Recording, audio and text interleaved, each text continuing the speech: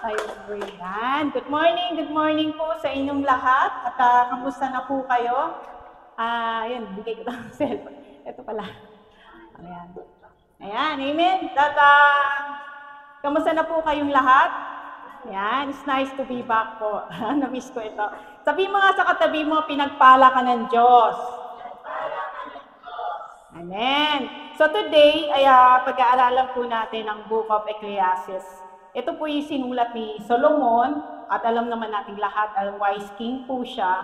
At in-examine niya po ang buhay-buhay. Kumbaga kung babasahin natin ang Book of Ecclesiastes, ang dami niya pong mga tanong sa buhay. Ayan, di ba? At bago muna lahat, ay tingnan natin yung aking... yan. Dito po sa Old Testament, Ecclesiastes 3:10, 11, ito po yung verse na babasahin natin. Sabi rito sa New International Version, I have seen the burden God has laid on the human race. He has made everything beautiful in its time. He has also set eternity in the human heart, and yet no one can fathom what God has done from beginning to end. So ayan, nauna na ako. So makita natin yung sa big question. Laging ito ang tanong ni Solomon, di ba? Why bad things happen to good people? Bakit kaya may mga masasamang nangyayari sa mga taong mabubuti, di ba? Question din po natin lahat yan. At ako din po, question ko rin yan before nung nagkaroon ako ng matinding problema. So tinatanong ko rin, Lord, bakit nangyari ito? Bakit hinayaan mo mangyari? So nakakita ko at naano ko rin kung ano yung naging sagot. So later, ano yung po natin yan. So yan din tanong po ni Solomon. Sa Book of Ecclesiastes, laging yan ang tanong. Pero makita natin ay yung mga question niya nandito. Solomon state in this passage that life is hard, mahirap ang buhay. Oh, wait. The people of earth deal with a lot. Ang dami-dami natin dinidil sa buhay natin, sa araw-araw ng ating buhay. And he addressed God. Yan ang isa pa. Lagi niya ina-address si Lord ang may kasalanan, parang gano'n. So yan, he addressed the origin of many burdens of life. So, tingnan natin, maaaring siya totoo, ganyan. Pero, makita natin dito, ay, sabi ni gano'n, however, a lot of trouble in this world, tsaka yung problema natin sa buhay natin, ay lagi po yan galing sa kalaban and galing din sa mga wrong decision natin sa buhay natin. Tama po ba? Ayan. Pero, ano pa rin tayo, undeniable. Dinideny natin. Pero ang totoo, wrong decision yung nagiging nangyayari sa buhay natin. And yet, tinisisi pa rin natin si Lord. So, ganun din si Solomon. Nakita natin, dami talaga niyang mga question. Okay. So, tandaan din natin sa Romans 8:28, we know that in all things God works for the good of those who love Him, who have been called according to His purpose. Ako po, lagi ko sinasabi kapag every time na may nangyari hindi ko naiintindihan, may nangyayaring hindi maganda, sabi ko na lang, Lord, meron kang plano, meron kang dahilan kung bakit nangyayari yan, Romans 8:28. And now, ating titingnan ng salitang rush. Alam niyo yung rush? R-U-S-H. Sa Tagalog, dalawa po meaning yan. Nagmamadali at minamadali. At tayo, ang Panginoon, nagmamadali po siyang i-bless tayo. Amen? But, tayo, mga tao, minamadali natin si Lord para i-bless niya tayo. Di ba? So, makita natin yan. Kaya itong verse na babasahin natin kanina sa Ecclesiastes 3:10 hanggang 11. Yan. I have seen the burden God has placed on us all. Si Solomon, sinabi po niya yan. Kasi di ba napakatalino niyang tao. Sabi niya, nakita ko na merong burden palang inilagay ang Panginoon sa buhay ng lahat ng tao. Either believer ka man or unbeliever, merong burden na inilagay ang Panginoon sa lahat ng tao. So, tingnan natin. Yan. Everybody say burden. Yan. Alam niyo yung burden? Burden. Bigat. Pasanin. Yan. Yan daw yun. Tapos, yet, sa next verse, yet God has made everything beautiful olden times. So, naghirapang magsalita, no? Sabi nga, lahat daw ng bagay ay maganda kung nasa tamang oras. Sabi ng Bible yan, lahat ng bagay ay maganda kapag nasa tamang oras. Ngayon, kapag wala ka sa tamang oras, pangit ka. Kaya kapag yung mga late dyan, pangit ka. Yeah, di ba? Kasi sabi ng Bible, lahat ng bagay ay maganda kung nasa tamang oras. Now, tingnan natin, no? Bakit ba burden yung sinabi rito ni Solomon? Yet, God has made everything beautiful for on time, di ba? Kasi, lahat nga ng bagay maganda kung nasa tamang oras. So, burden siya because you need to follow God's timing. Men? Kasi tayong mga tao, gusto natin yung sariling oras natin. Ayaw natin sumunod sa utos o sa timing ng ating Panginoon. Parang hindi pa yan oras. Ikaw gusto mo, minamadali mo. So ano nangyayari? Napapahamak tayo kung saan-saan tayo napapasok. Nai-scam, naloloko, or whatever, di ba? So sabi ng Lord sabi ng Bible, lahat ng bagay ay maganda kung nasa tamang oras. Kaya dapat nasa tamang oras lang tayo sa ating Panginoon.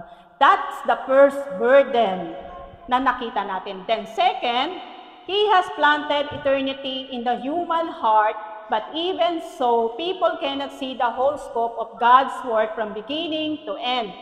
So kanina, nakita niya yung burden, yung you need to follow God's timing, kasi lahat ng bagay maganda kung ito yung sa tamang oras.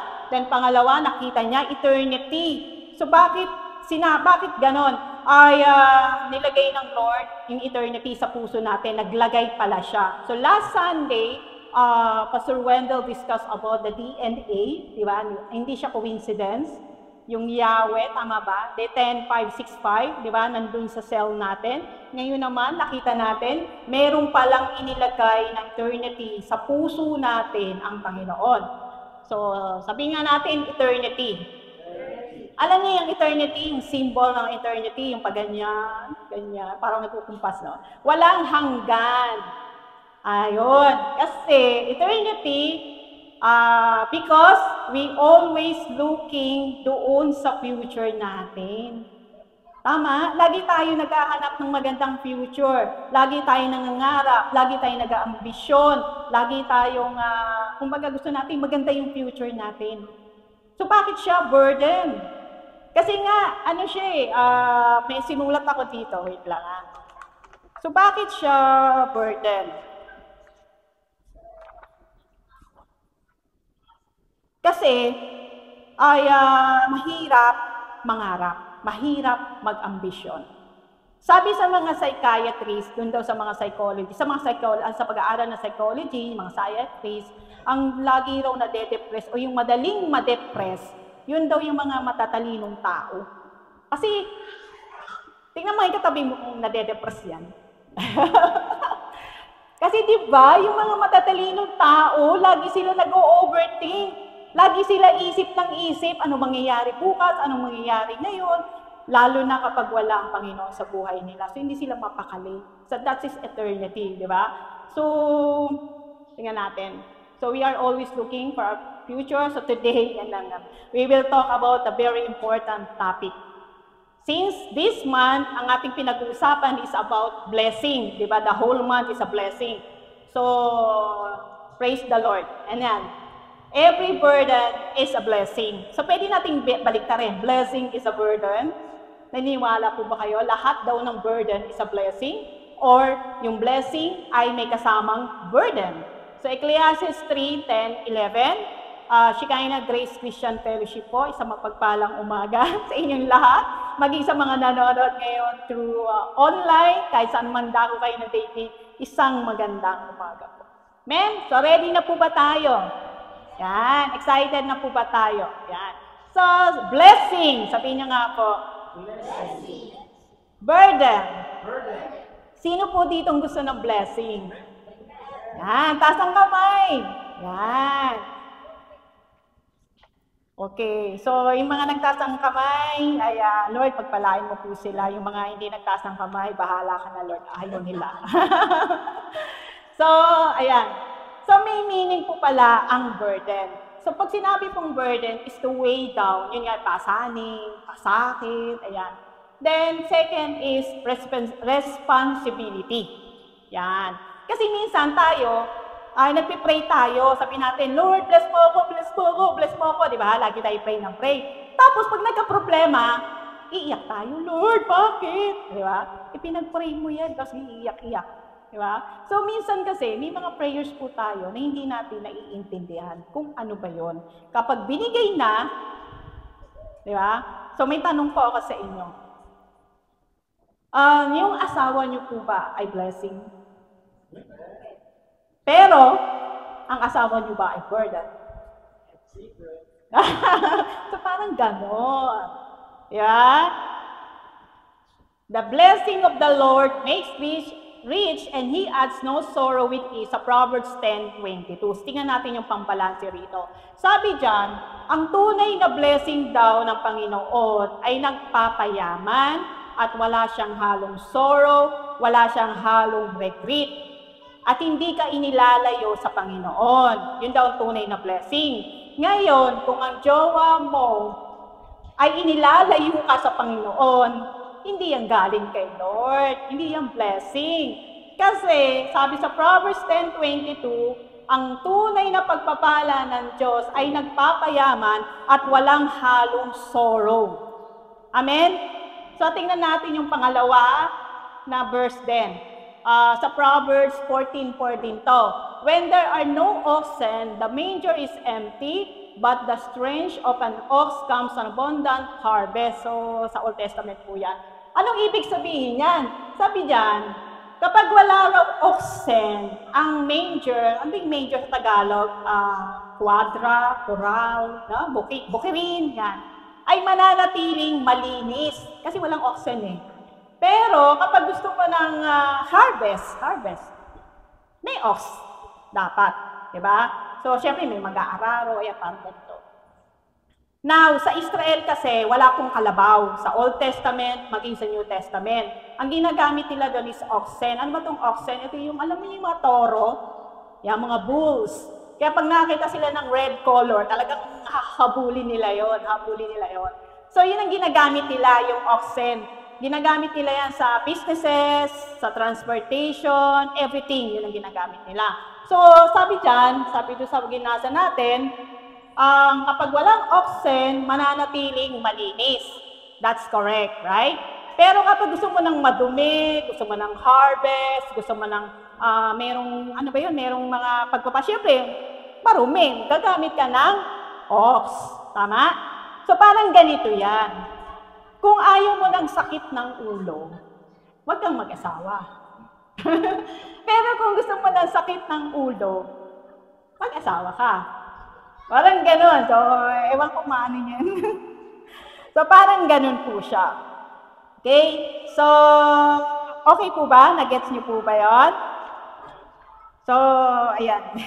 So, sabihin mo sa katabi mo na ikaw ang topic ngayon. Ayan. Bebe, ikaw ang topic ngayon. Sabi gano'n, di ba? Sumatotal, lahat po ng burden nagre-require ng responsibility. Responsibility. So, lagi natin sinasabi na ako ay blessed, ayokong ma-stress, and we are charito, blessed, and highly favored. Tama? Pero sa totoo lang, for me, sa akin po, ang taong blessed, maraming blessed. Kasi, kung marami po tayong mga pinagdadaanan, marami tayong mga problema, palatandaan po yan, maggalak po tayo, alleluia. Natatandaan nyo yun, or nabasa nyo lang, or baka nabalitaan nyo lang, Santiago 1:2-3, maggalak tayo kapag may mga pagsubok na dumarating sa buhay natin. Kasi kinukumpleto tayo dun eh. Diba pag may mga problema, may mga pagsubok, dapat mas lalo tayong napapalapit sa Panginoon. Hindi yung lumalayo tayo. Amen? So, ang taong blessed, maraming mess. Ayan. So, tingnan natin, no? Bakit ang sinasabi dito, mas matindi ang laban, mas maraming blessing. May example po tayo dyan. Remember si David, yung unang unang natin siya nabasa, unang encounter na, bakit si Goliath agad yung kanyang nakalaban? Si Goliath is 9 foot tall, so higante siya. Pwede naman na makalaban niya, mga maliliit lang, kasing laki niya lang, or mga bata, di ba? So bakit higante agad yung kanyang nakalaban? Simply because malayo yung destiny na pupuntahan niya. Malaki yung blessing na makukuha niya. Di ba? Siya yung naging hari ng Israel, second after kay Saul. Amen? So, ladies and gentlemen, January pa lang, marami na tayong mga problema na pinagdadaanan sa buhay na hanggang ngayon, palatandaan yan, uulitin ko sa inyo, mas matindi ang laban, mas matindi ang blessing na matatanggap natin. Amen? Yan. So, blessing, burden. Burden is a blessing. So, ngayon, tanong ko po sa inyo uli. Blessing ba ang asawa ninyo or mag-asawa? Parang ayaw na sumagot ha. Burden ba ang mag-asawa? Di ba dati pinagpipray natin yan, Lord, gusto ko mag-asawa. Tingnan mo yung katabi mo. Ngayon, anong iniiyakan na kayo? Alright. Blessing ba ang may anak? Burden ba ang may anak? Blessing ba magkaroon ng bayad lupa? Pero burden ba? Yeah, di ba? Kailangan mo magbayad ng tax.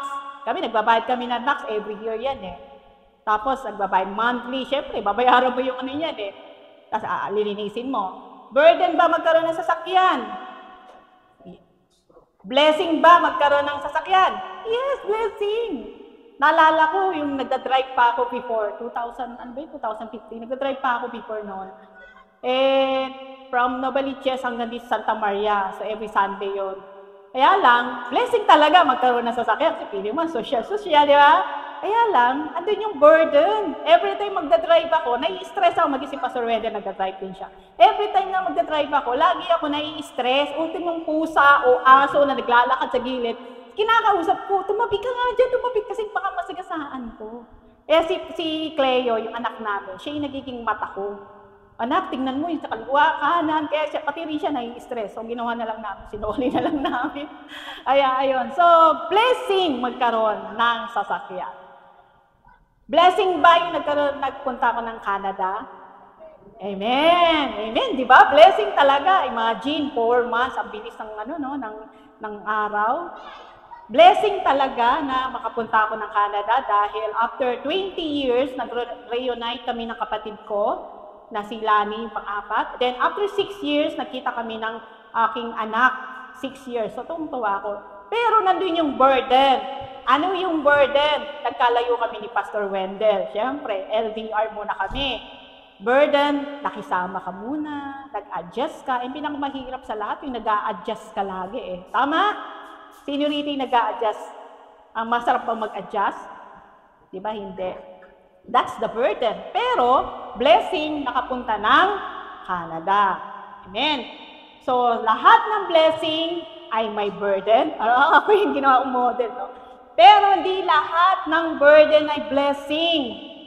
Kasi, may mga decision tayo sa buhay nga. Katulad ng kanina nag-discuss ko, wrong decision.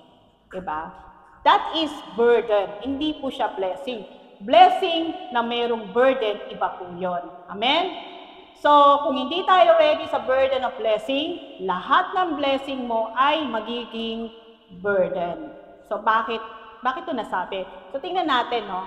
So, makita natin sa Deuteronomy, Deuteronomy 28. So, meron mo ng klaseng 2 types of burden. Kanina, nakita ni Solomon yung burden na nilagay ng Lord sa puso natin, sa buhay natin, yung eternity, right? Tapos yung meaning ng burden is pasakit, bigat, then may kasamang responsibility. Ngayon naman, 2 types ng burden, faithfulness and fruitfulness. Ayan, 2 bagay. Burden of fruitfulness. May inilagay pala, di ba, may inilagay na burden ng Panginoon sa buhay natin. Ngayon, yung fruitfulness pala, may burden yan. Tanong ko po sa inyo, The burden of the Spirit is joy, love, peace, patience, kindness, goodness, faithfulness, gentleness, and self-control. Madali po ba yan? Hindi. Pero blessing, right? Burden siya. Kasi hindi mahirap magkaroon ng love, ng joy, ng peace, ng patience, ng kindness, ng goodness, ng faithfulness, gentleness, and self-control. That is the burden. Sabi nga, ang fruitfulness is not a result of overwork. Yung ginagawa mo, hindi yun ang fruitfulness. Fruitfulness is a result of overflow. That means, nag-overflow ang Panginoon sa buhay mo. Kaya di ba, kapag tinanggap mo si Lord sa puso mo ng totoo, unti-unti nababago tayo. Tama? Dati, ano tayo, kawatan tayo. Ngayon, mabait na kawatan, no? O kaya dati, sobrang sama ka. Ngayon, biglang nagbago. And until now, binabago tayo ng Panginoon ng glory to glory. Amen? At hindi madali ang maging fruitfulness. Amen? So, nabiyaya lang ng Diyos. Kaya po tayo ay nakakaraos. Amen? So, dito po, blessing ang tumayo sa harapan. Tama? Blessing. So, ano yung burden? Tama. Hindi ka pwedeng tumayo dito na wala kang ginagawa, na hindi ka nag-aaral, hindi ka nag-meditate, hindi ka nag-fasting. Anong gagawin mo rito? Mag-show. Ako po, pagka ginagamit ng Lord talaga, tanong kay Pastor Wenda, super tagal talaga ako mag-prepare. Nagmo-model pa nga sa bahay. Hindi pa practice talaga. Kasi practice makes perfect. Amen? So, sabi nga, sumatotal, ang burden ay nag-require ng responsibility. Amen? Blessing, nakapunta ng Canada, ang burden doon, nilakad mo yung mga papers, hindi ka naman pwedeng pumunta agad doon na wala ka, di ba? See, that is the burden. Pero blessing, si Lord ang bahala, ang mag-ano. Amen? So, tuloy tayo.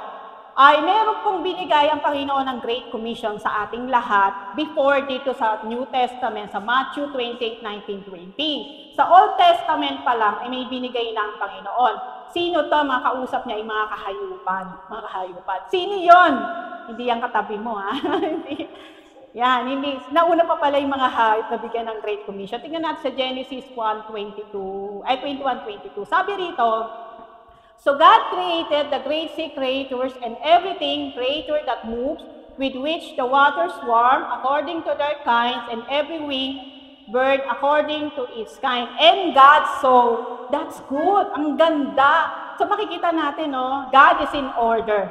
Ayaw ng Lord ng magulo, ng maraming mess, di ba? Ayaw niya ng mga ganon. Makita natin dito, gusto ng Lord organize. So nakita niya, ang ganda, kanya-kanyang mga kind, every kind, yan. And God blessed them. Pinagpala sila ng Panginoon, saying, ano sabi? Basahin niyo nga po. Pakibasa po. 1, 2, 3. Parang walang gana. 1, 2, 3. Be fruitful. Ayan, be fruitful. Binigyan sila ng Lord ng lakas, ng capacity, di ba? Pero, ang magpakarami sila, mag-fruitful sila, sa kanila na yon. Hindi naman sinabi ng Lord, oh, let's make 3 million dogs, 3 million birds, 3 million elephants. Hindi. Di ba? Ganon din po sa atin. Now, ito yung kausap na tayo ng Lord. Talon tayo sa 27:28. So God created man in His own image. In the image of God, He created him. Male and female. Male, malalaki laging mali, no? And male and female, He created them. Then God blessed them. And God said to them, be fruitful. Ganon din, same thing sa atin. Sinabi ng Lord sa atin, binigyan tayo ng lakas, binigyan tayo ng talino, binigyan tayo ng anointing, di ba? At binigyan tayo ng utak. So, sino ito may utak? Lahat may, ano yun, tatanong pa, may utak ba ako? So, lahat tayo may utak. At binigyan pa nga tayo ng dominion, tingnan nyo, power over the fish of the seas. Binigyan natin power. Pero yung magpakarami tayo, magpaging fruitful tayo, ang gamit-gamit tayo, sa atin na yun. Kasi nga, hindi naman tayo nilikha ng Lord ng robot, yung disuse o sumamba ka sa akin. Di ba? Magsimba ka. Hindi. Binigyan tayo ng free will. Kumbaga, gagawin natin ang lahat ng gusto nating gawin. Hindi tayo ginawang robot, binigyan tayo ng kalayaan, binigyan tayo ng freedom. Ayan, freedom. Kaya nga, di ba, kaya nga sabi nga ni Solomon kanina, I have seen burden sa lahat ng tao kasi nga nilagay ng Lord. Kasi nga, nakakita nyo na pag nagka-problema tayo, kasi maaaring wala ka sa timing eh. Wala ka sa tamang oras. Wala ka doon sa God's timing. Hindi mo hinihintay yung timing ng ating Panginoon. Kaya kung wala ka sa timing, sabi nga, pangit ka. Yan.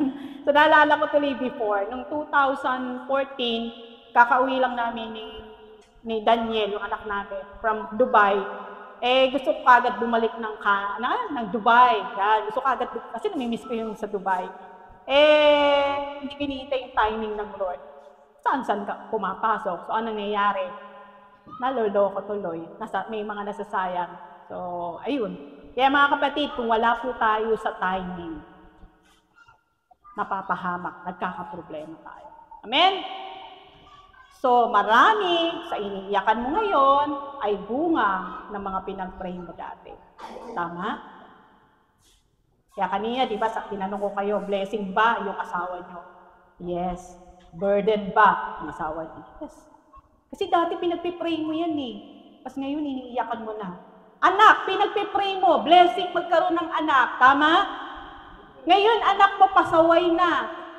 Pag tinatawag mo, anak, anak, anak. At ano ang pambansang sagot ng mga anak? Wait lang. Tama? Tapos pag mabagal ng internet, Mami, nagbayad ka na ba ng internet? Di ba, parang, pinag-pray mo yan eh. Kaya sabi ng Holy Spirit, di ba, pinag-pray mo yan? Tapos nagre-reklamo ka. Amen? Ayan. So, marami sa iniyakan mo ngayon ay bunga ng pinag-pray mo dati. Kaya dapat, mag-ingat po tayo kung ano yung pinag-pray natin. Sabihin mo nga sa katabi mo, alam mo ba kung ano pinag-pray mo? Yan. Dapat alam natin, ha? Amen. So, pambalanse. Di ba, kanina sabi ko may pambalanse tayo dyan. So, kanina, sabi rito, kung babasahin natin Deuteronomy 28, ang buong chapter niyan is about the blessing and curse. Pero maraming beses na mention ang blessing. Anong oras ako nag-start? Baka mag-extend ako.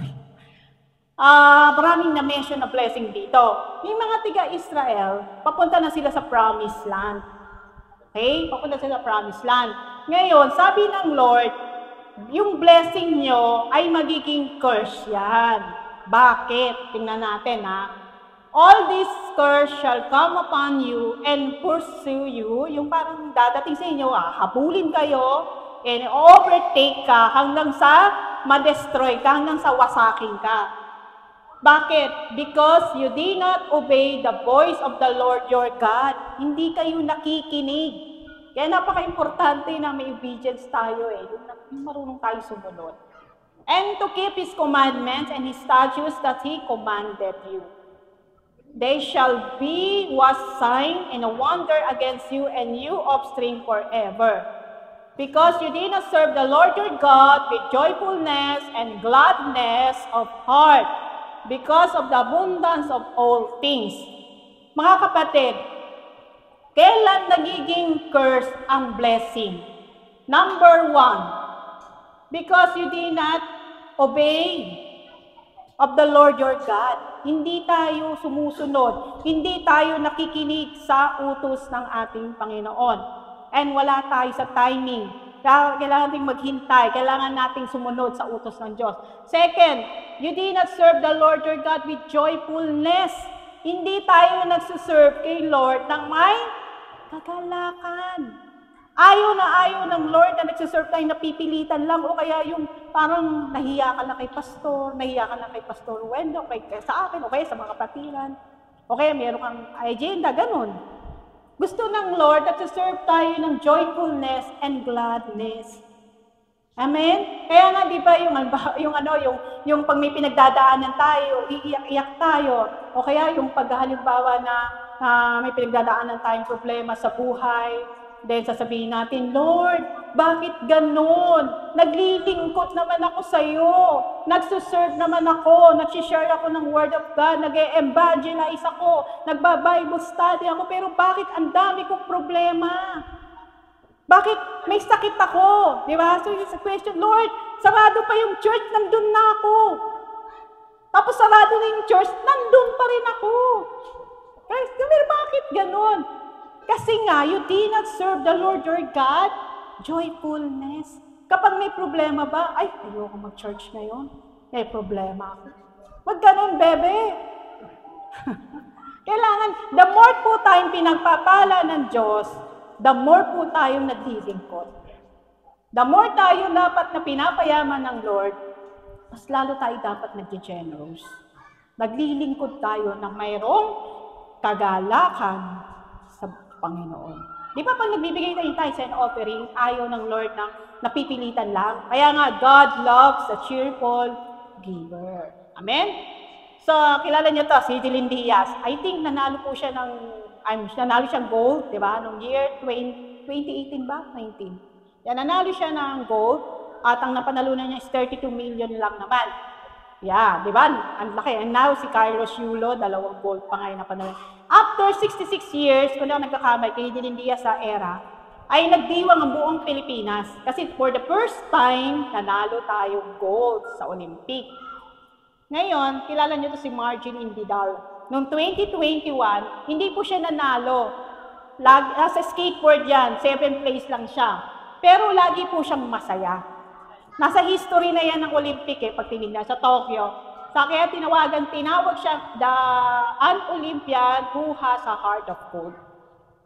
Na nakuha niya yung attention ng mga committee sa Olympic.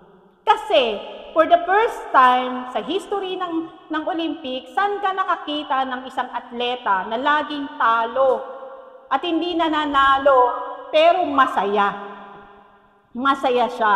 So, ganun din tayo sa paglilingkod natin sa Panginoon, pagsuserve natin kay Lord, paghahayag natin sa salita ng Diyos, nag-aaral tayo, na kahit may mga pinagdadaanan tayo, ay tuloy-tuloy pa rin tayo. Amen? Ayan. So, sa kabila ng lahat, sinasabi pa rin ba natin to? This is the day that the Lord has made. We will rejoice and be glad in it. Kahit may pinagdadaanan ako, kahit may problema ako, Lord, magsasamba ako sa iyo, maglilingkod ako sa iyo, magsisimba ako, Lord, magbibigay ako. Masaya pa ba tayo nagbibigay kay Lord? Amen. Masaya pa ba tayo na naghahayag ng salita ng Diyos, nag-evangelize, na kahit may pinagdadaanan? Amen. Naalala ko tuloy nung namasyal po kami ni Cleo doon sa BAM, sa Canada po yun. Kung pauwi kami, nakapag-share po tayo ng Word of God. Nakapag-evangelize. Praise the Lord po. Amen? So, kanina yung fruitfulness. So, kailangan na kahit na maraming pinagdadaanan natin, marami tayong mga problema, tuloy pa rin tayo. That is the fruitfulness. So, ilang minuto na ako. Then, burden of faithfulness. Second, burden of faithfulness. So, burden ba maging faithful? Yes. Madali pa maging faithful? I have a question. Ano mas mahirap? Magmahal ng isa o magmahal ng marami? Taas ang kamay magmahal ng marami. Taas ang kamay. Mahirap magmahal ng marami. Magmahal ng isa. Amen. Kasi di ba, kunwari, yung asawa, yung babae, di ba? Oh, ang ganda, ang sexy, di ba? Mahal mo siya, mahal kita. Pero pumangit. Lipat ka na. Ay, eto na, eto maganda. Pumangit din. Lipat ka na naman. Madali magmahal ng madami. Kasi pag pumangit na, alis mo na, palitan mo na agad. Pero ang magmahal ng isa, mahirap. Kasi kailangan consistent ka. Oo, faithful ka.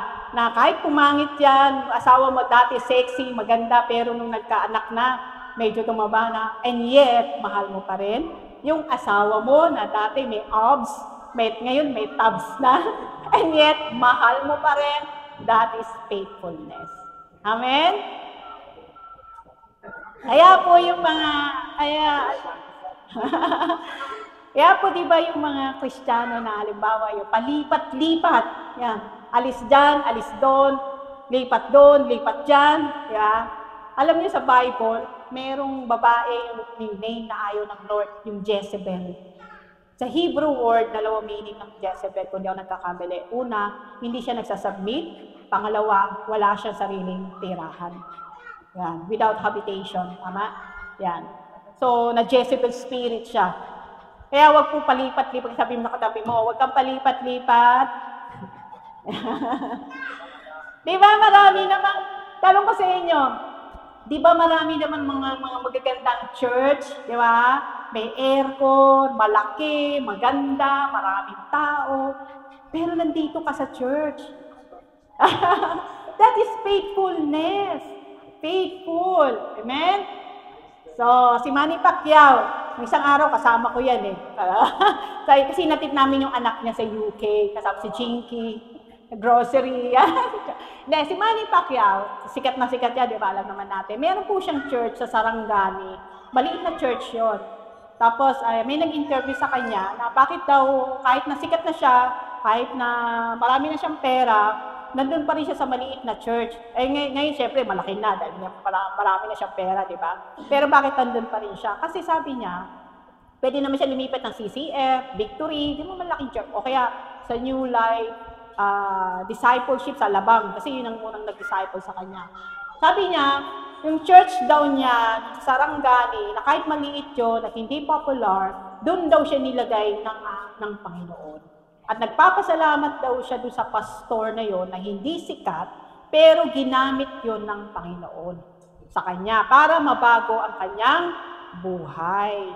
At higit sa lahat, doon siya na mas lalong kagamit-gamit sa simbahan na yon.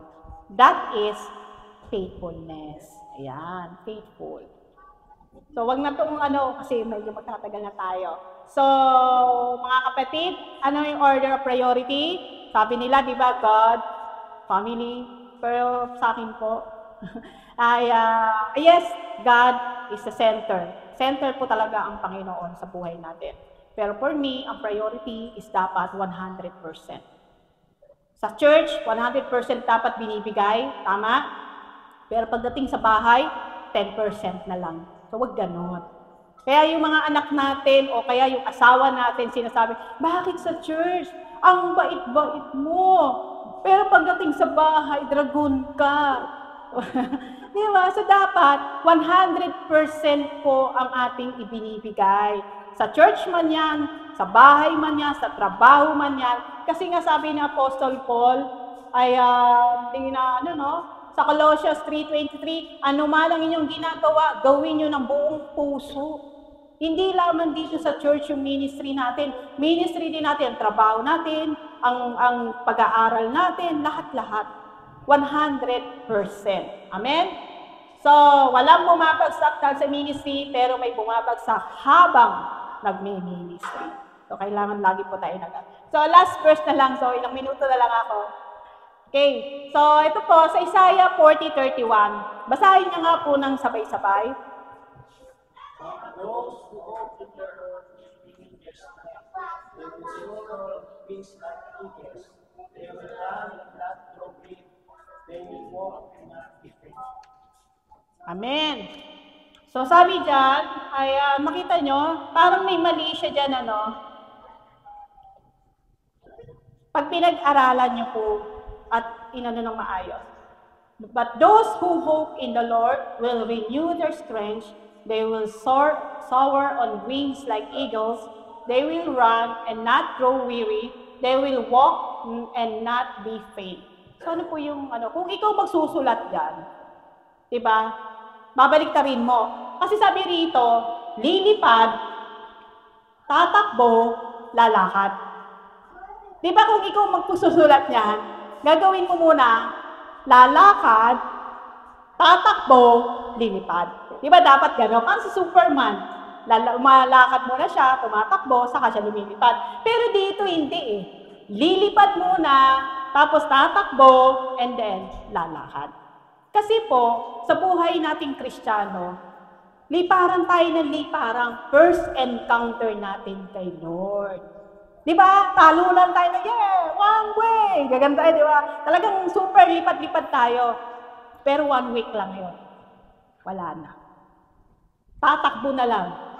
Yan, hindi nyo napapansin, lahat ng lake, nagmamadali, tumatakbo. Tumatakbo, yan.